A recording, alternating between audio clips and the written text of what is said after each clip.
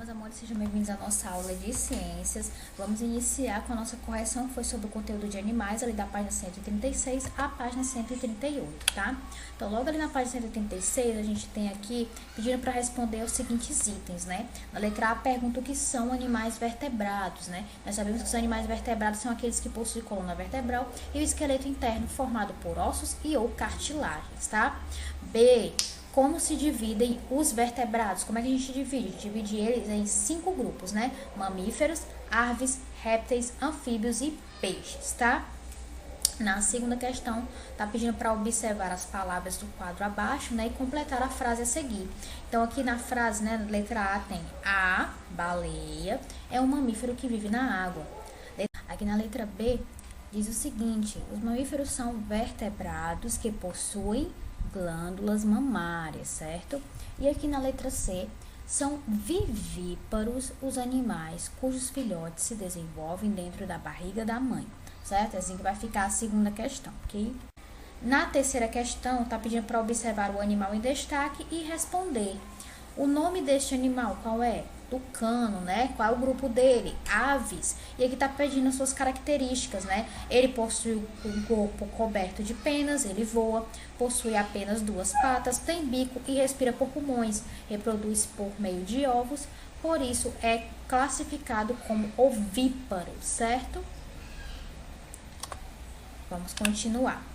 Na nossa quarta questão, tá pedindo para olhar aqui as frases, né, e colocar V se for verdadeiro e F se for falso. Então, a primeira afirmativa diz que todas as espécies são capazes de voar, né? Isso é mentira, então você vai colocar um F. Alimentam-se pelo bico, né? Isso é verdade, né? Aqui só sobre as aves, tá? Só sobre as aves. Alimentam-se pelo bico, isso é verdade, né? As aves, elas se alimentam pelo bico. Respiram por brânquias ou guelras. Mentira, né? Quem se alimenta por quem respira por brânquias ou guelras são os peixes, né? Você vai colocar F. São bípedes, ou seja, né, andam em 2 patas. Isso é verdade, né? Só tem as aves só tem 2 patas. Então você vai colocar V. Arrastam parte do corpo no solo, né? A gente sabe que não é verdade, né? As aves, elas ou voam, ou, né, para o caso das aves que não voam, elas simplesmente caminham. Então é F. E por último, chocam seus ovos até que os filhotes nasçam. Isso é verdade, você vai botar V, tá? Aí ficou F, V, F, V, F, V, certo? Indo para a quinta questão, tá pedindo para observar as imagens, né? E depois responder aos questionamentos. Na letra A tá perguntando qual grupo de vertebrados pertence cada um deles, né? Aqui no caso a serpente pertence aos répteis e o sapo pertence aos anfíbios, certo? B. Como esses animais podem ser classificados quanto à gestação dos filhotes, né? Eles são classificados como ovíparos, ou seja, todos os dois nascem por óvulos, tá? C, qual dos animais acima passa pelo processo de metamorfose durante seu desenvolvimento? O sapo, né? Porque como a gente sabe, todos os anfíbios passam por esse processo de metamorfose, né? Ele nasce como um girino, fica ali na água, na sua fase, né, inicial de vida. Quando ele vira adulto, é quando ocorre metamorfose, né? Quando ele passa a viver na terra, né? E aí é quando ele ganha as patas, né? E passa a respirar pelos pulmões, certo? Aqui na sexta questão, né? Tá pedindo para analisar as afirmativas e marcar um X nas que não estão de acordo com as características dos animais vertebrados. Então, vamos lá. A primeira afirmativa diz que os peixes possuem ossos e cartilagens em seu esqueleto. Isso é verdade, ele possui, então a gente não vai marcar nada, a gente só marca no que não estiver de acordo. Apenas um grupo de mamíferos produz leite. Mentira, todos produzem leite, então você vai marcar um X aqui, tá incorreta. A estrutura dos peixes é composta por tecido resistente e flexível. Isso é verdade, então você não vai marcar nada. A maioria dos mamíferos possui o corpo coberto de pelos e respira pelos pulmões. Isso é verdade, então você também não vai marcar nada. E a última, o esqueleto dos animais vertebrados é composto apenas pela coluna vertebral, né? Isso é mentira, tá? O esqueleto é composto por vários outros ossos, então você vai marcar aqui um X, certo? Aqui na sétima, né, tá pedindo para escrever abaixo de cada animal o seu nome e o grupo de vertebrados que ele pertence. Aqui, primeiramente, nós temos um avestruz, ele pertence ao grupo das aves. Aqui nós temos um jabuti, que é um réptil. Aqui nós temos um sapo, que é um anfíbio. Aqui nós temos a cobra, que é um réptil. Aqui nós temos a orca, que é um mamífero, e por último nós temos o macaco, que é um mamífero também. Então você pode pausar, né, para conferir se você fez corretamente, né, colocou cada grupo certo ali para cada animal. Se sim, nós vamos agora entrar no nosso novo conteúdo, né, que a gente vai dar, na verdade, continuidade ao conteúdo de animais, né, a partir da página 139. E agora nós vamos falar, gente, sobre os animais invertebrados. A gente falou sobre animais vertebrados, vamos falar de animais invertebrados. Sobre os animais invertebrados, né, vamos entender por que é. Chamados de invertebrados os animais que não possuem coluna vertebral. O número de animais invertebrados é muito grande. A maioria dos invertebrados é ovíparo, ou seja, né, eles nascem de ovos. Eles podem ser encontrados nos mais diversos ambientes, dentro do solo, na água, na terra e até no corpo de outros animais. A gente tem aqui, né, dizendo que cada um desses animais tem uma função própria e realiza um papel importante na natureza. Observe outros animais invertebrados que podem ser encontrados na praia e no fundo do mar. Então aqui nós temos exemplos de animais que a gente pode encontrar na praia ou no fundo do mar. Tem o siri, lula, camarão, estrela do mar. Todos esses animais aqui são invertebrados, tá? Eles não possuem coluna vertebral, certo? Continuando aqui, diz que os vermes, como lombrigas, né, e as solitárias, são animais invertebrados que podem causar doenças ao ser humano.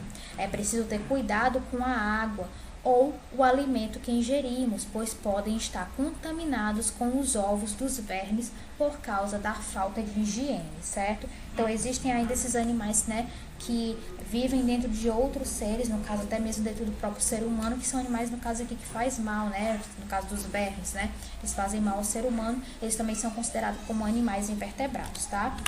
Continuando aqui, tá falando da classificação, né, como é que a gente classifica esses animais invertebrados, ó.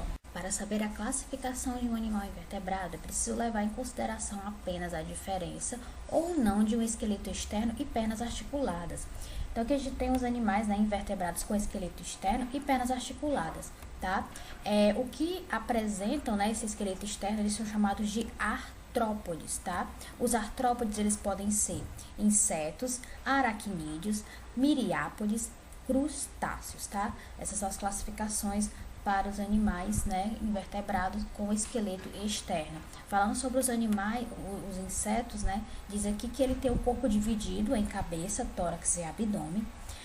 A cabeça tem um par de antenas, o tórax geralmente tem um par de asas. Apresentam 6 patas agrupadas em 3 partes, né, 3 de um lado, 3 do outro. Temos aqui como exemplo a barata e a própria borboleta, tá?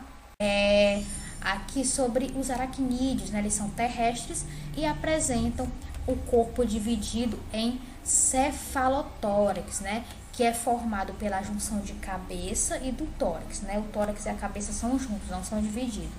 Abdômen e 8 patas, né? A gente tem como exemplo escorpiões, aranhas e ácaros. Sobre os miriápodes, né? Tem o corpo alongado, sem segmento, né? Não tem separação de cabeça, corpo não tem, né? É o corpo inteiro alongado. Diferenciados entre o tórax e o abdômen, cabeça, distinto do tronco e provido de um par de antenas, tá? Tem um exemplo a centopeia e a lacraia, certo? Os crustáceos, eles possuem respiração branquial e apresentam o exoesqueleto calcáreo, né? Temos aqui como exemplo o caranguejo. Continuando, a gente vai aqui para a próxima página e aqui está falando um pouco sobre os invertebrados com esqueleto não articulado, né? Ou que não tem esqueleto nenhum. Já os que não têm esqueleto, né? Ou têm esqueleto não articulado, eles podem ser moluscos, anelídeos, equinodermos, vermes, esponjas e quinidários, tá? Essas são as classificações. Vendo aqui um pouco sobre os moluscos, né? Diz aqui que os moluscos possuem o corpo mole, com ou sem concha calcária. Nós temos como exemplo o caracol, né? A ostra, que tem a concha, né? O polvo, a lesma sem concha, certo? A gente tem aqui também anelídeos, né? Sem qualquer tipo de esqueleto, apresenta o corpo mole, alongado e segmentado, né? Como a gente tem aqui no exemplo das sanguessugas e as minhocas, tá? Tem equinodermos, tá? que eles têm esqueleto sobre a pele, o esqueleto dele é em cima da pele, como tem um exemplo aqui, a estrela do mar. Tem os vermes, né, sem qualquer tipo de esqueleto, eles não têm esqueleto nenhum. É a designação comum e imprecisa de todos os animais alongados de corpo mole. A gente tem um exemplo, a lombriga e planária.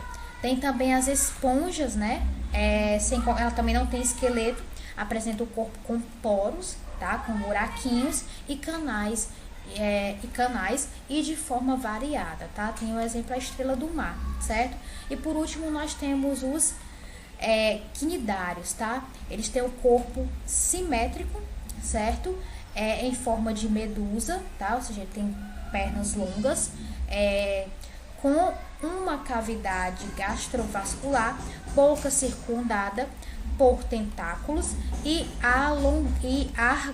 organelas urticantes, tá? Ou seja, quando toca na pele pode queimar, né? Podem ser sem esqueleto, como a água-viva, a caravela e a hidra, né? E a anêmona do mar, ou com esqueleto, né? No caso dos corais, certo? Vamos falar agora sobre a reprodução dos animais, ali na página 145, tá? Então, falando aqui um pouco sobre a reprodução dos animais, né? Fala que todos os seres vivos são capazes de se reproduzir, dando origem a outros seres semelhantes, né? Os animais são seres vivos que se reproduzem de duas formas distintas. Então, tem a forma sexuada e a forma assexuada.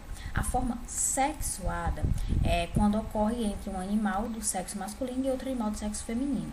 Já a forma assexuada é quando ocorre sem a intervenção de animais de sexos diferentes, tá? Falando aqui primeiramente sobre a reprodução sexuada, né? Diz que essa reprodução, em geral, né, ela é a reprodução dos animais, né, de modo geral, né? A maioria dos animais se reproduzem de forma sexuada. Nesse caso, os animais da mesma espécie produzem as células reprodutivas, no caso o espermatozoide e os óvulos, tá? Os espermatozoides são as células reprodutivas masculinas, tá? E os óvulos são as células reprodutivas femininas. Então, há esse encontro, né, entre o espermatozoide, tá, e o óvulo, que ocorre, né, através de uma relação sexual chamada de cópula ou acasalamento. Após o acasalamento, o espermatozoide e o óvulo se encontram, podendo ocorrer a fecundação. O óvulo fecundado dá origem a um embrião que se desenvolverá e ficará semelhante aos seus pais. Então, aqui nós temos esse aqui, gente, é o espermatozoide, que é a célula reprodutiva masculina, e esse aqui grande, né, é o óvulo, que é a célula reprodutiva feminina, certo?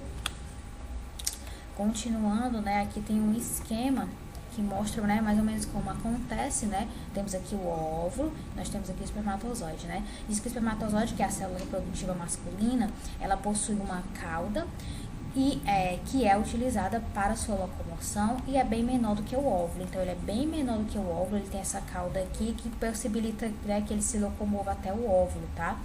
Já a célula reprodutiva feminina, no caso o óvulo, ele é arredondado, ele é bem maior que o espermatozoide e ele é imóvel, ou seja, ele não sai do lugar, né? Ele fica ali, permanece ali, esperando que o espermatozoide chegue até ele para fecundar, certo? Dependendo das espécies de animais, a fecundação pode ser externa, né, ou seja, fora do corpo da mãe, né, ou interna, que é dentro do corpo da mãe, né, no caso da fêmea, né, do animal fêmea. A fecundação interna ocorre no interior do organismo dos seres vivos, né. Os machos introduzem o espermatozoide no sistema reprodutor das fêmeas e assim ocorre a fecundação, tá?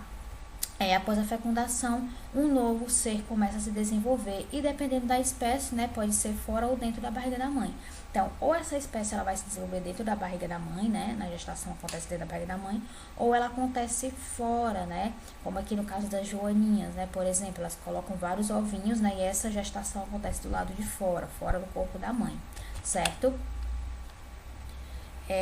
Continuando aqui, vamos falar agora sobre a fecundação fora do corpo da mãe, né?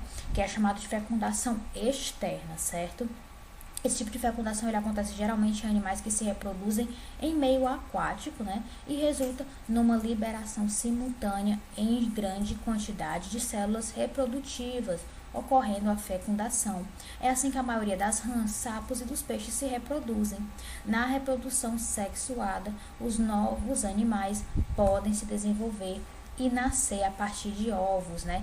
Que esses animais, né, que nascem a partir de ovos são chamados de ovíparos, ou dentro do corpo de um dos pais, né? Que aí no caso é chamado de vivíparos, que é o caso do ser humano, certo? Aqui nós temos alguns animais, né? E aí mostrando a classificação deles. Os animais, né, são classificados como ovíparos, são aqueles animais que nascem de ovos, né? O embrião retira do próprio ovo a energia e nutrientes necessários para se desenvolver. Temos também aqueles que são classificados como ovivíparos, né? Nesse caso, eles nascem de ovos, mas esses ovos ficam dentro do corpo da mãe, né? Até o nascimento. O embrião obtém do ovo todos os nutrientes para se desenvolver. E no caso dos vivíparos, são aqueles que se desenvolvem dentro do corpo da mãe, né? Como o ser humano. Os nutrientes para o desenvolvimento do embrião vêm diretamente do corpo da mãe, tá? O tempo que o embrião leva até sua formação total, a gente chama de gestação. Nas espécies vivíparas, a mãe supre o filhote de tudo que é necessário ao seu nascimento. Nas espécies ovíparas, para a gestação, é necessário manter a temperatura ideal para o filhote. Então, em alguns casos, né, os animais chegam a sentar sobre os ovos para mantê-los aquecidos, tá? Esse fato a gente chama de incubação. Quando o filhote está pronto, né, no ovo, acontece a eclosão, que é quando o ovo se rompe, né, e aí o filhote sai, certo? Continuando, a reprodução, né, assexuada agora, tá? Ela ocorre quando determinadas espécies originam um novo membro com as mesmas características a partir de uma parte de seu corpo, isto é, a parte fragmentada se regenera, dando origem a um indivíduo. É o caso das estrelas do mar, por exemplo. Então, né, vendo aqui a reprodução sexuada, ela pode, vendo aqui as vantagens, né, dela, formação de clones, todos podem originar descendentes, rápida produção de descendentes com baixo dispêndio de energia. Sobre as desvantagens, né, pouca variabilidade genética, os indivíduos estão muito bem adaptados a um tipo, né, de meio, não suportando as alterações ambientais, não favorece a evolução das espécies. Então aqui, ó, vamos ver aqui o exemplo de produção assexuada, como a estrela do mar, né? Uma parte dela se rompe, ó, essa partezinha aqui, cai uma parte da perna dela. A partir dessa perna aqui vai surgir uma nova estrela do mar, certo? E essa já foi, né, a reprodução assexuada, né? Uma parte do corpo daquele animal saiu, se fragmentou e a partir daquela parte surgiu um novo animal, certo? Aqui falando um pouco mais, ó, outras duas formas de reprodução animal são o hermafrodismo, né, que é a reprodução com aqueles animais que possuem célula reprodutiva masculina e feminina ao mesmo tempo, né, como as minhocas, ela tem tanto a célula masculina e feminina como a masculina, tá? Então, ele mesmo se fecunda sozinho, não precisa de um outro animal. Tem também a partenogênese, né, que é a reprodução dos animais de organismos coloniais, como as abelhas e as formigas. A característica dessa fecundação assexuada é que um óvulo se desenvolve sem ser fecundado por um espermatozoide, tá? Simplesmente o óvulo sai sem precisar de um outro espermatozoide, tá? As fêmeas apresentam a habilidade de procriar sem que haja um parceiro, havendo a participação apenas do óvulo.